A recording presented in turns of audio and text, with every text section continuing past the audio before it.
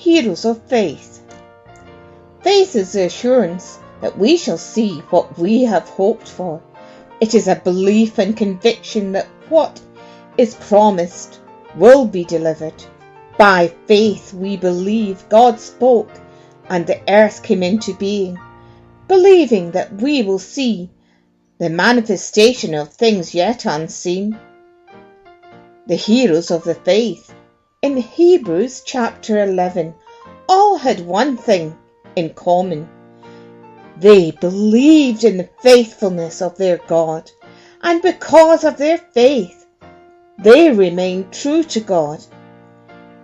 Abel made a more acceptable sacrifice than Cain, and God commended him as righteous, because he was the one who brought acceptable gifts.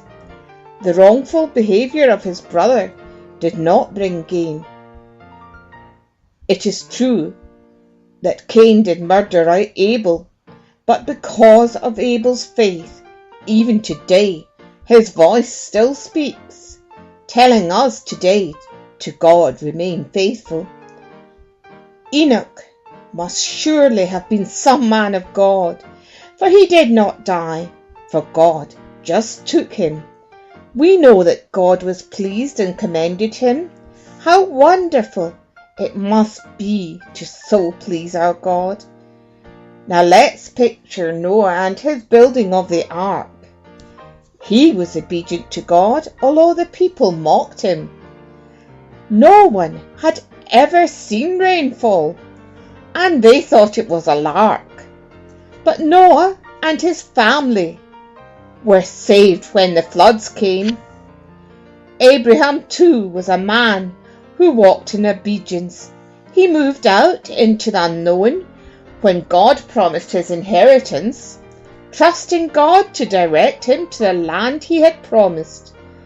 Isaac and Jacob too were heirs according to the same promise. Abraham was prepared to live in tents, knowing he would someday live in a city with strong foundations. And Sarah, by a miraculous intervention, conceived in her old age because she believed what God promised. Surely one of the most amazing demonstrations of faith was when Abraham took his precious son Isaac as an offering, prepared to give him up even to sacrificing, because he believed that God could raise Isaac and had faith in his promises. God provided, though, a sacrificial lamb to die in Isaac's place. But through this obedience, prepared to do whatever God asked, Abraham stood out down through the ages as a strong man of faith. In his old age, because of faith, he became the father of many nations as promised. Now Isaac in turn passed blessings to his sons Jacob and Esau. Jacob passed blessings on as he was dying to his own sons and to Joseph's son. When Joseph was close to death, he by faith mentioned the future exodus and gave his family instructions regarding his bones.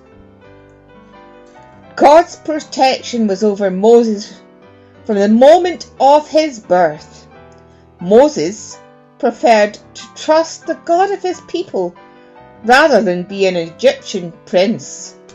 He preferred to be like the rest of his people, rejected and mistreated, rather than enjoying the fleeting pleasures of wealth and sin in Egypt.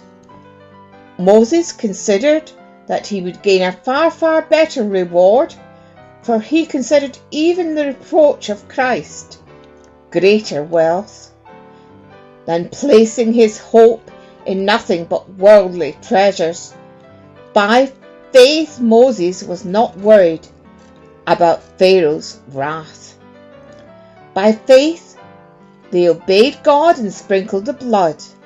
The Passover came, and the firstborn of Israel were not touched. By faith Moses led the people on the Exodus, and Moses, the Red Sea did part when he put his hand out by faith. But the Egyptians who knew not God attempted to do the same, and were drowned. A lack of faith was not the cause of so many wilderness years. Trusting God and walking in his ways can save us many tears. Joshua led the people around Jericho, obeying God, believing God, carefully following directions, and on the seventh day the walls came tumbling down, and the people gave a triumphant shout unto their God. Rahab gets her name into the halls of fame, an unusual person the religious person might imagine, because it would seem she was a woman of ill repute, but she was prepared to risk her own life for God's people. We can't forget to mention Gideon, Barak and Samson, Jephthah, David, Samuel and the prophets who conquered kingdoms, obtained promises, stopped the mouths of lions, quenched the power of fire, escaped the edge of the sword, being made strong in weakness, and became mighty in war. By faith, women saw their dead resurrected.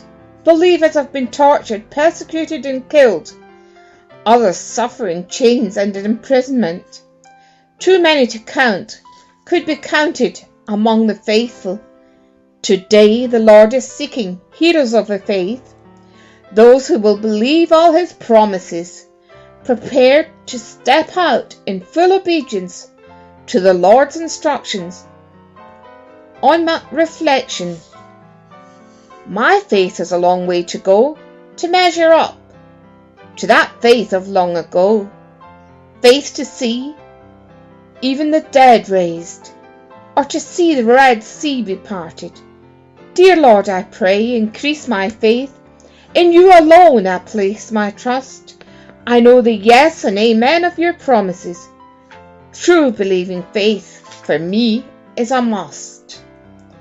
True believing faith is believing what God says without doubting, just trusting.